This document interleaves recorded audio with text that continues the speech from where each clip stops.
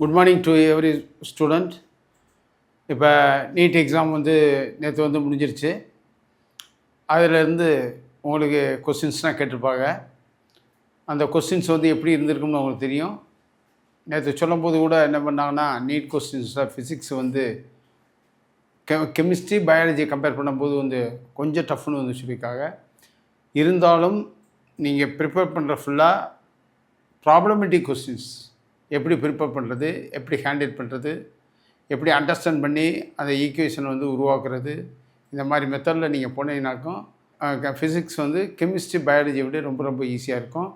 அதனால் என்ன பண்ணுறீங்க, கண்டிப்பாக இது ப்ராக்டிஸ் பண்ணணும். ப்ராக்டிஸ் பண்ணால் தான் மார்க் வர்றதுக்கு சான்சஸ் இருக்குது.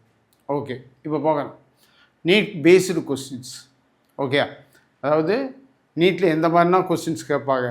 அதில் சிபிஎஸ்சி மெத்தடு, என்சிஆர்டி மெத்தடு, இந்த மெட்ரிக் மெத்தடு, ஐசிசி மெத்தடு, இந்த 4 மெத்தட்லேருந்து வரக்கூடிய கொஸ்டின்ஸ் தான் நம்ம இப்போ ரிவைஸ் பண்ணிக்கிட்டு இருக்கோம். அதைத்தான் நம்ம ஃபோக்கஸ் பண்ணிக்கிட்டு இருக்கோம். இப்போ பார்க்குறோம். இப்போ என்ன பார்க்குறோம், ஏ லெட்டர். இது என்ன லெட்ரு? அல்ஃபபெட்டிக்கல் ஆர்டரில் ஏ என்ற லெட்ரு. ஓகே, ஏ என்ற லெட்ரு இருக்குது.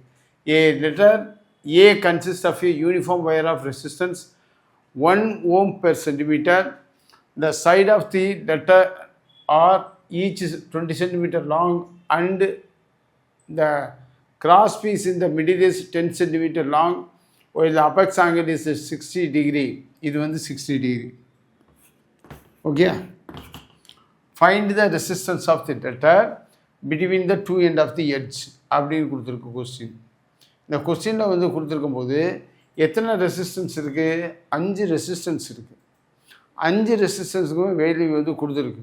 இப்போ பார்க்குறேன், இது எப்படி எழுதலாம்? இப்படி எழுதலாம். ஓகே, இது R1ன்னு வச்சுக்கோங்க, இது R2ன்னு வச்சுக்கோங்க, இது R3ன்னு வச்சுக்கோங்க, இது R4, இது R5. ஓகே, இதனுடைய ரெசிஸ்டன்ஸ் வேல்யூ 10 ohm. இந்த R2னுடைய value 10 ohm, R3 value 10 ohm, R4 10 ohm, R5 10 ohm. இந்த மாதிரி 5 விதமான ரெசிஸ்டன்ஸுக்கு அதில் வேல்யூ 10 ohmனு வச்சுருக்கோம். ஓகே, இப்போ பார்க்குறோம். இது 2 ரெசிஸ்டன்ஸ் சீரீஸில் இருக்குது.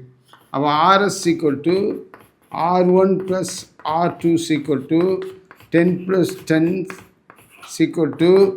20 ohm. இது RS. ஓகே, சரி, இப்போ கண்டுபிடிச்சாச்சு. இந்த 20 ohm ரெசிஸ்டன்ஸுக்கு இது பேரலாக இருக்குது.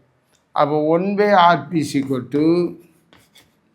1/RS + 1/RP R3. ஓகே, பார்க்குறோம். அப்போ 1/RP = 1/RS 1/20 + 1/R3 1/10. அப்போ 20 எல்சிஎம் எடுத்துக்கோங்க. 1 + 2, அப்போ 3/20. அப்போ 1/RP 3/20. அப்போ RP என்னது? 20/3. 20/3. இப்போ பார்க்குறோம். இப்போ இதை எப்படி எழுதுகிறோம்னா, இது ஒரு ரெசிஸ்டன்ஸு, இது ஒரு ரெசிஸ்டன்ஸு, இது ஒரு ரெசிஸ்டன்ஸு. இது 10, இது 20/3, இது 10. அப்போ RS dash = R4 + RP + R5. R4 10 + 20/3 + 10. இப்போ பார்க்குறோம். 10 3 எல்சிஎம் எடுத்தால் 30 + 20 + 30.